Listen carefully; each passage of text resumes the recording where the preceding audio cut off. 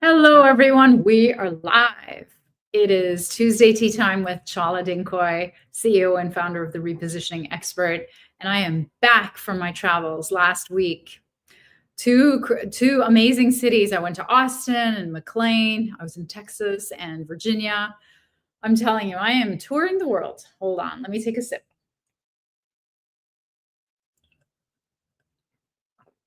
I've just warmed up my protein dregs. There's only a few protein shakes that you can heat, so I make it into a hot chocolate. But I think I'm going to be changing it and making it into cold because the weather's changing.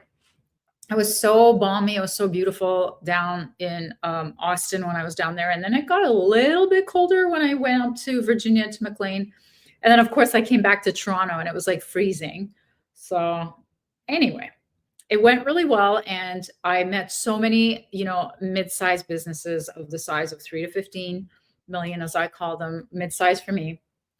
And what we talked about in those, private roundtables was a lot of this: is how do you unseat a giant corporate competitor who's already on the inside when nobody inside knows your name and you are the risky move. 84% of B2B buyers choose a vendor they already have worked with. So it's really hard to, Allison Kuby from Capital One says this all the time whenever we're in the room and we're doing the roundtables together. She's like, it is the most difficult thing that you need to fight against is the person who's already in doing that job. And you have to give them a reason why. So this whole live is about that. So buyers buy products and services on their short list. If they've heard of it, 95% of the time, they are very unlikely to go with somebody they've never heard of, or that it's the first time that they're bringing it because there's so much risk involved. So how do you unseat? So here's some 5 tips. So the first tip is find the gap. The incumbent is too big or too lazy to fill. I used to work with giant global ad agencies when I worked at Pepsi, Pizza Hut, Frito-Lay, and my last job where I managed, I think it was 720 SKUs of pens and, stationery products at BIC. What happened is our giant ad agency could not help us with that one specific need that we had, which was so niche. And it was making a pencil program at a school. They didn't have a company that could make a marketing program for students around the product of pencils or stationery. And they certainly didn't have anyone, any expertise around it. They didn't even have any programs around it. So we also, although we had global contracts in place, we were still able to hire another advertising firm who was only just niched and specialized in schools and elementary schools and doing programming with their students. And they made a program just for us. So when you find a gap, and that's what I constantly teach on, what I was talking about is super niche in something that your giant corporate competitors are not being able to fulfill. The giants are usually trying to serve their bigger clients and the bigger needs, and they don't have the expertise or the actual desire, frankly, to fill these tiny little crevices of needs that you need to identify so you can, what I call, popcorn your way into working with them on a smaller scale so that you can upsell and cross-sell and gain their trust. And once you're in, you're in. So the example that I gave you, so the solution is really the super niching positioning. Now, tip number 2 is manufacture your own inside person if you don't know anyone on the inside. Now, how do you do that? Buying committees are now 13 people, which, like, it's ballooned to 13 people on average. And that's not exactly bad news, because if you're not able to get to one, you get to the other, you get to the other, you get to the other. Winning campaigns, they did the research, contacted at least 11.4 people on average inside the same company. And people believe people they work with, and they get ideas and names from people that they work with. So 82% of buyers trust their coworkers' info. So you have to hit multiple people. So this is actually good news. It's good news and bad news. It takes longer on average to close a deal because of the size of the buying team. And there's so many different disciplines in that buying team. There's the person who's going to be running the program, or the person who's in need of the program, the people that are in charge of the money. So the decision makers and the budget makers, they're all in there, but you have to hit them all and you have to address all of their needs. So tip number 3 is winning starts outside of the room. I always say this. I actually have a slide about this, that your job starts outside of the meeting before you get to the meeting. So B2B buyers now do 85% of the buying journey online.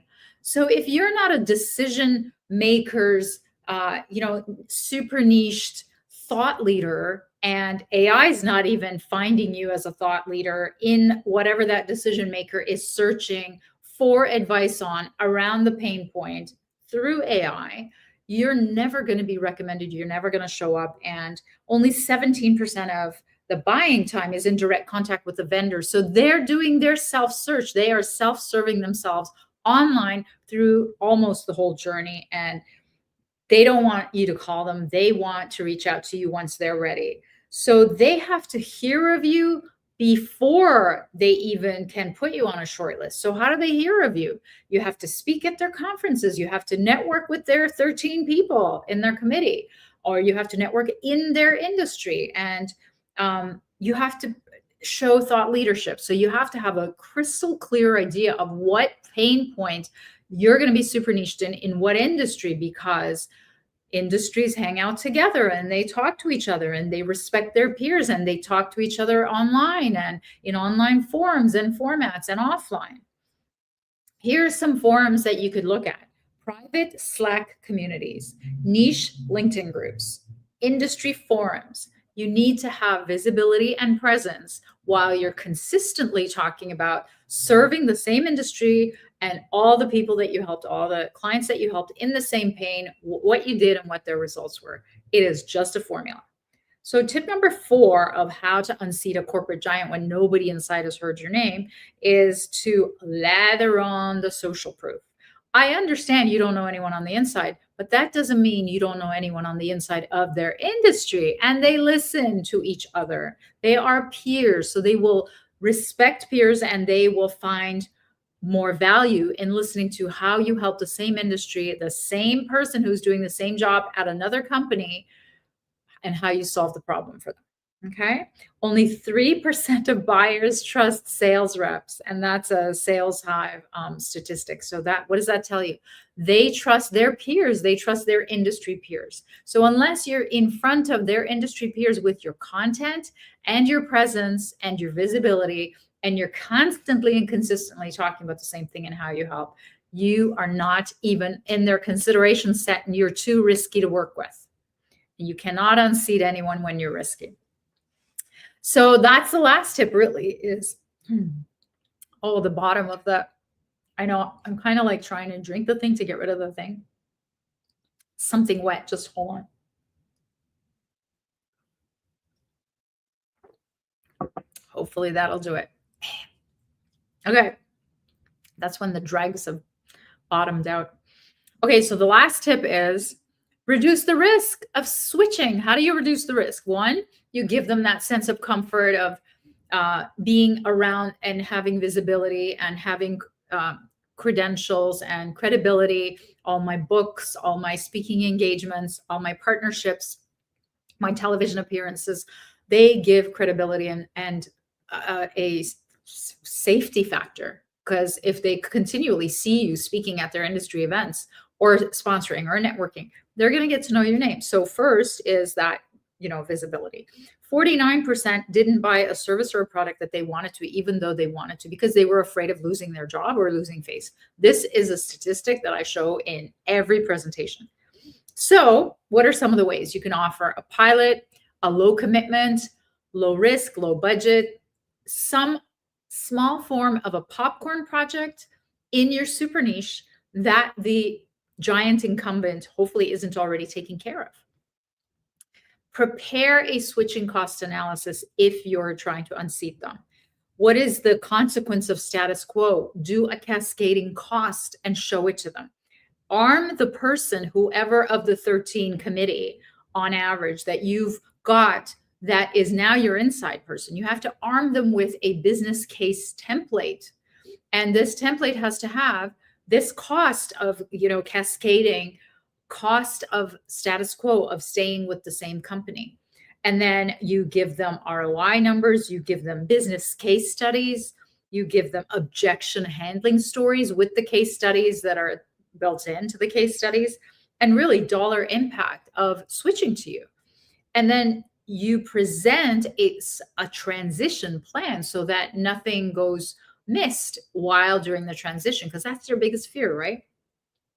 So instead of the very famous saying of nobody got fired for ever hiring IBM, I want you to now say nobody ever got fired for sticking with the status quo of keeping the same corporate giant on the inside until it became a competitive liability.